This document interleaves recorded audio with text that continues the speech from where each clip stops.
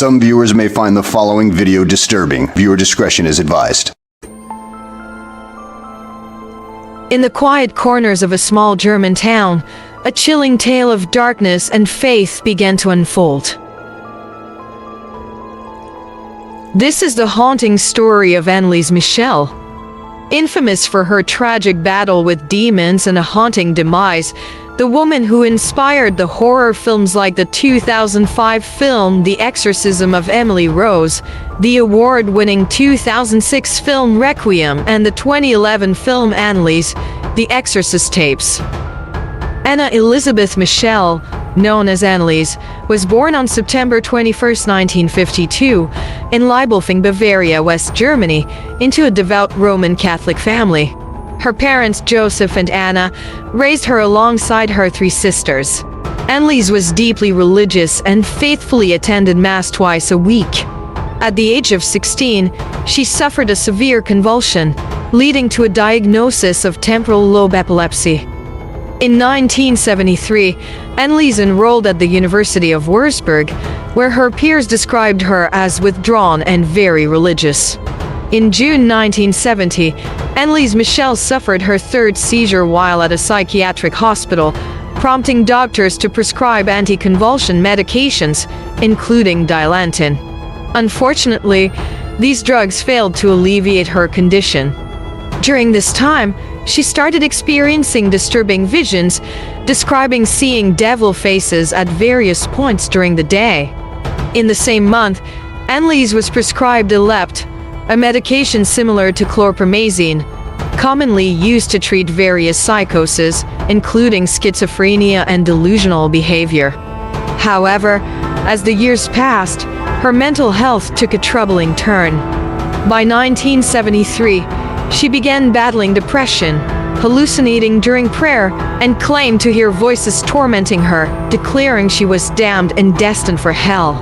Despite her treatment in psychiatric hospitals and long-term use of medications, Annalise's health did not improve. She grew increasingly frustrated with her medical care after being on pharmacological drugs for 5 years. Her intolerance towards Christian sacred objects, such as the crucifix, added to the complexity of her condition. Accompanied by a family friend who organized Christian pilgrimages, Annelise visited San Damiano.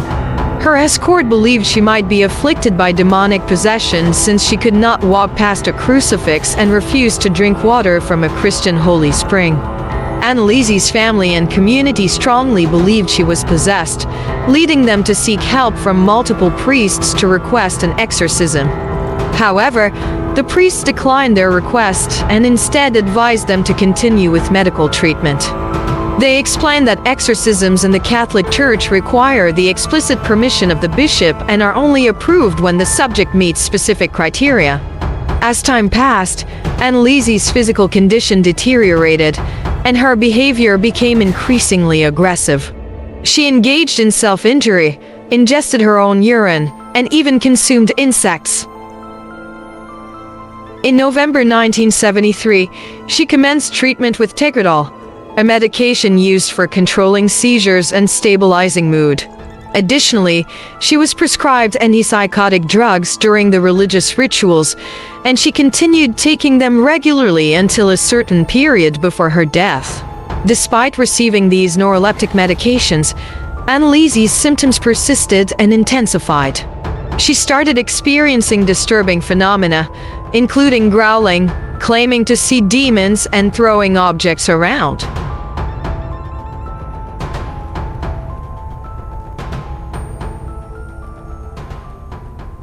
Es ist der Rosenkranzmonat. Weißt du? Ja, aber die wenigsten beten. Ja, und in der Kirche werden am allerwenigsten gebetet, weil die Herren Pfarrer das ja für unmodern halten. Ja? Ja, Alle? oh, fast. Wenn die so Blöden eine Ahnung hätten. Warum fühlst du den Rosenkranz? Warum? Ja, warum? Oh, weil er... Weil er nee. Weil er eine Ik meet iets Deus. Wij hebben een sterke woord. Halt's Maul! Father Ernst Alt, the priest who attended to Annelise, stated that he did not believe her condition resembled that of an epileptic, as he did not witness any seizures. Instead, he was convinced that Annelise was suffering from demonic possession. He appealed to the local bishop, urging him to authorize an exorcism for her. In a letter she wrote to Father Alt in 1975, Annelise expressed feelings of worthlessness and a strong desire for self-improvement, requesting his prayers for her.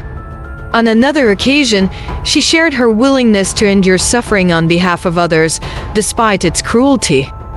Finally, in September 1975, Bishop Joseph Stengel granted Father Arnold Renz the permission to conduct an exorcism following the guidelines of the Rituale Romanum. However, the bishop strictly ordered that the exorcism proceedings must remain entirely confidential. On September 24th, Father Arnold Renz initiated the first exorcism session. As the sessions progressed, Annelise's speech increasingly centered around dying to atone for the wayward youth of the day and the apostate priests of the modern church. At her request, her parents ceased consulting doctors and relied solely on the exorcism rites for her treatment. Over a period of approximately 10 months in 1975 and 1976, a total of 67 exorcism sessions took place, with 1 or 2 sessions held each week, lasting up to 4 hours each. Towards the end of this period, Annelise started to refuse food. On July 1, 1976, Annelise passed away in her home. According to the autopsy report, her cause of death was attributed to malnutrition and dehydration, which resulted from nearly a year of near starvation while undergoing the exorcism rituals. At the time of her death, she weighed only 30 kilograms and had broken knees due to continuous genuflections during the exorcism sessions. She was entirely reliant on assistance for movement and had reportedly contracted pneumonia. After an investigation into Annelise's death, the state prosecutor determined that her passing could have been prevented as late as 1 week before she died. In 1976, Annelise's parents and the priests involved in the exorcism, Ernst Alt and Arnold Renz, were charged with negligent homicide.